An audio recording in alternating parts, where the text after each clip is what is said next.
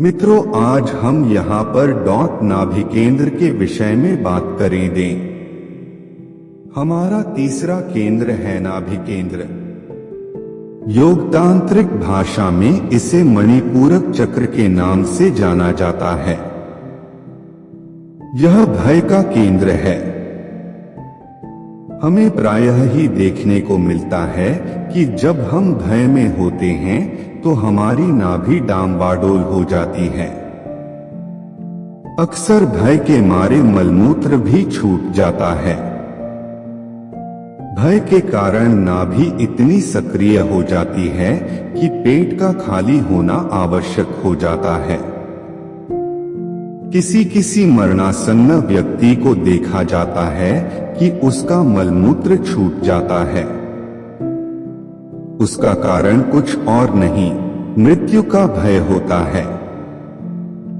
चक्रों का प्रभाव शुरू से ही विश्व सभ्यता और संस्कृति पर भी पड़ा। प्राचीन समय में सबसे अधिक सक्रिय केंद्र काम केंद्र था। सृष्टि के मूल में काम होने के कारण उस समय काम को बहुत महत्व दिया गया, उसे गरिमा प्रदान की गई, काम को देवता की संज्ञा दी गई, काम को कामदेव कहा गया। और यही कारण है कि जितने भी प्राचीन धर्म हैं, उनके जो प्रतीक हैं वे जननेंद्रिय के प्रतीक हैं। हमारे देश के सबसे प्राचीन धर्म शैव धर्म, शाक्त धर्म और शैव शाक्त धर्म हैं। शैव धर्म का प्रतीक शिवलिंग, शाक्त धर्म का प्रतीक योनि और शैव शाक्त धर्म का प्रतीक शिवलिंग और उसकी पीठिका या अर्घा है, जो योनि का ही प्रतीक है। यूनान, रोम, मिस्र, सीरिया, बेबीलोन, मेसोपोटामिया आदि प्राचीन देशों के अलावा हड़प्पा, मोहनजोदड़ो में जो सबसे प्राचीन मूर्तियां मिली हैं, वे सब भी जननेंद्रिय की प्रतीक हैं। इससे साफ जाहिर होता है कि उस समय काम केंद्र सबसे अधिक विकसित था।